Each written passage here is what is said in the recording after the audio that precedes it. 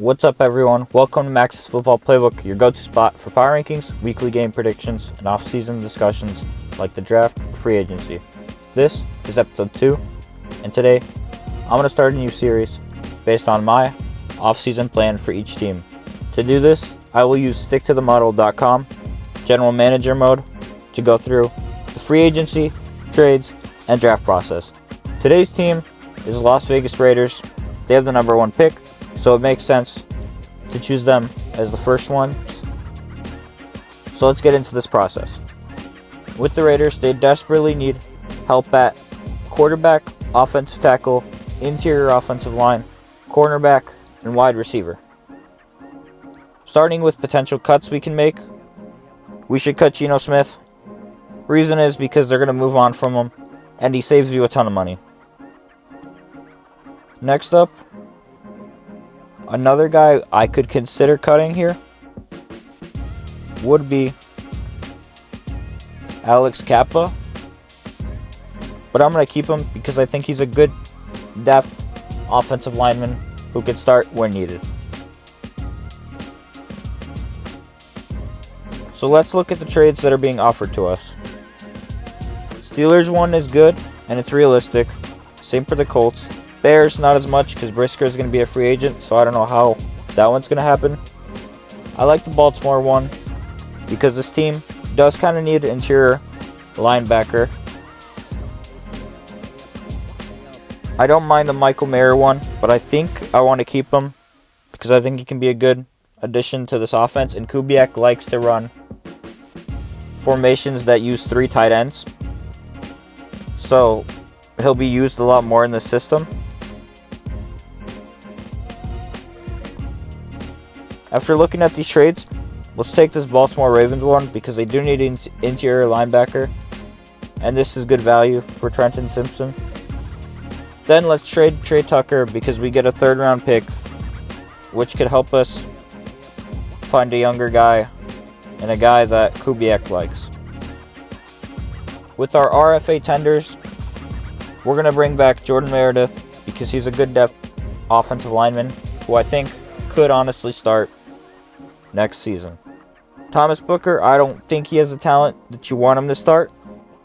However, he's a good depth piece who I think they should re-sign. By the way, for you guys that don't know or haven't heard the news, Clint Kubiak, the offensive coordinator of the Seattle Seahawks, will be the head coach of the Raiders.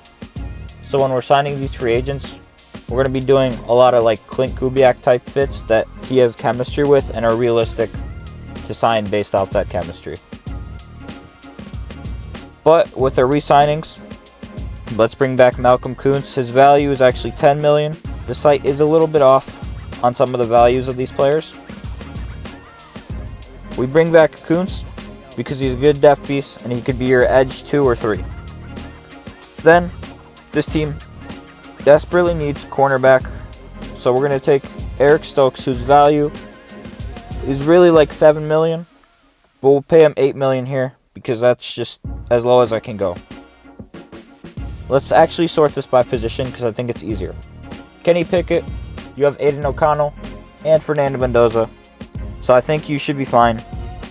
And I think you need more of a veteran guy who can help that rookie, and I don't see Pickett as a guy who has like a ton of experience that could be valuable for him.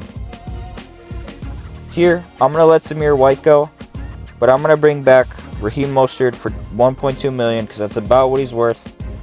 And the reason I bring him back here is because he's a good veteran who could especially help out Ashton Genty in his 2nd year. With the wide receivers, I'm going to choose to move on from Lockett because I think he might retire, and I don't see exactly the value from him anymore, besides maybe being a coach for these wide receivers.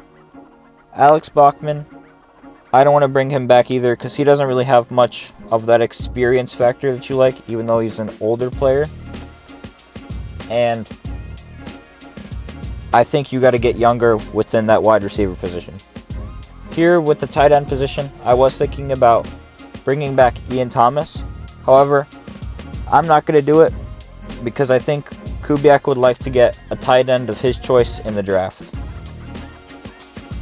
Looking at our offensive linemen, I want to retain Will Putnam because he's an exclusive rights offensive lineman who will only cost $1 million per year. Same for Charles Snowden here with edge position. With these offensive linemen, I don't want to bring it back because I don't see the value in it. Moving on to our edge, we don't have anyone else because we re-signed Kuntz. Defensive tackle, we don't have any free agents.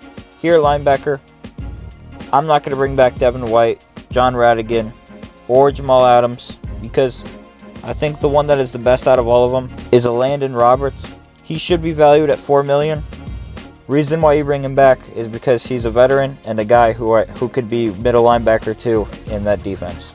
Going into the cornerback position, I don't think you bring back Holmes, but I think you bring back McCollum and Kelly because they're exclusive rights free agents, so obviously they will cost more cheaper.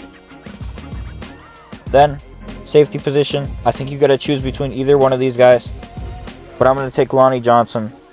He's a player who we're going to project as a safety 3 because I'm going to replace him, but he's still a good guy who can step in and play that role if he needs to fill in for a hurt safety ahead of him. Let's start with guys who are not on this team currently and we want to bring. With our first signing, I think a guy who we could target is Brett Ripon. He's a veteran who could help coach up Mendoza in his first year. And he's also been in the Kubiak system when Kubiak was with the Broncos, and he was quarterback's coach with him. Then at running back, I'm actually going to decide to draft one because you have a veteran in Raheem Mostert, so I don't think you need another more experienced guy. Moving on to wide receiver, this one is really realistic. I think it's between Seattle and the Raiders who could sign Shaheed. But for this instance, we'll say that Shaheed goes to the Raiders because Kubiak connection from the Saints in 2024 and the Seahawks in 2025. He's exactly the guy who Kubiak wants in this deep pass play action offense. A second wide receiver I think they could take for the same reason is Marquez Valdes-Scantling. Scantling has experience with Kubiak when he was on the New Orleans Saints. And he's also kind of a similar player to Shaheed, who plays a nice role that Kubiak likes in his offense. At offensive tackle, let's try to sign Connor McGovern, Tyler Linderbaum, or we try to sign Braden Smith. I think the two most realistic guys here would be Braden Smith. He would form a great pairing with Colton Miller, and you would have two veteran offensive tackles in an offensive tackle group besides those two that are very young. Next, they do need a center. So let's go Connor McGovern because he's a guy you can trust to start day one, and he could be your center for multiple years. Then let's go to the secondary because those are the biggest needs for this Raiders defense. A guy I think they could sign for the same reason, kind of Shaheed, because of the chemistry with Clint Kubiak, is Tariq Woolen. Tariq Woolen would immediately become your cornerback one in a very desperate positional need. Then another cornerback I think you can take who can be your cornerback two is Alontae Taylor. He has experience with Kubiak in 2024, so I think this is a guy you should take for the chemistry. With signing two cornerbacks, I think we're good for the position. We should probably try to draft one, so we'll do that later in the last process.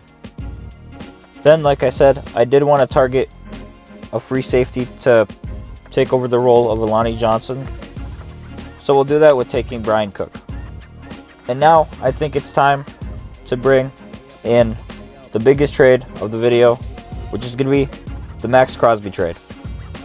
There are a multitude of teams who could want him, like the Cowboys, the Lions, maybe the Bears, and of course the Eagles would be in on him because they're an aggressive trading team. Reason why I think the Raiders should trade Max Crosby is because I think you wanted to start a rebuild, and this is probably the maximum value you'll get for him. So I think you should trade him now rather than later. Adding on to that, Max Crosby also probably wants to go contend somewhere right away. So this is a way to helping him do it a little more.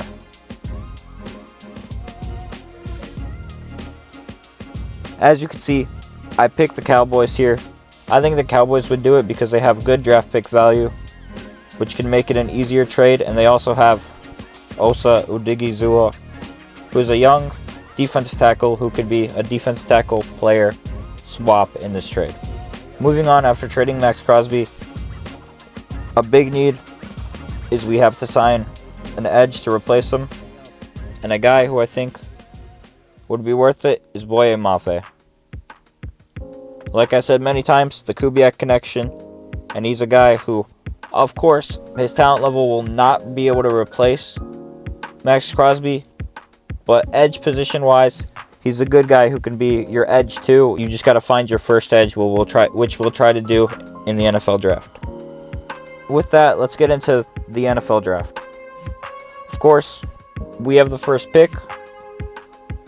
So, like I said before, the most obvious choice, the most realistic choice, maybe the best choice, besides trading down for a big haul, would be take Fernando Mendoza. So that's exactly what we're going to do.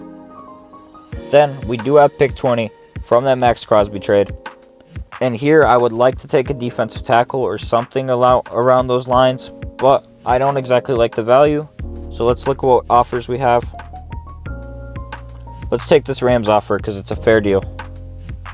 With this pick, we're going to take Akeem Mesidor. The reason why we take Akeem Mesidor is because he's one of the most polished and pro-ready athletes. I know he's going to be 25 come draft night, but with a position that is a big need and needs help right away, this is a perfect fit. Now let's try to target an interior offensive line, a middle linebacker, and maybe a running back and a tight end later in this draft.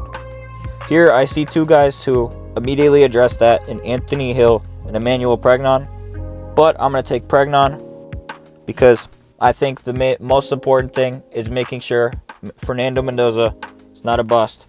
So the way that you do that is you take the offensive player rather than the defensive player. And as you see here, we got lucky. We could take Josiah Trotter, who can be our middle linebacker. With pick 67, with pick 67, let's take Elijah Surratt because this team needs wide receiver, and I'm really glad to take an Indiana receiver who already has a ton of chemistry with Fernando Mendoza.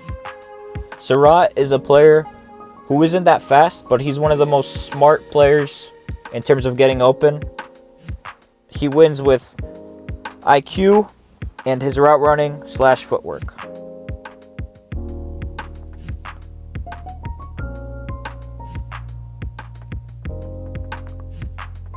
Here, another player.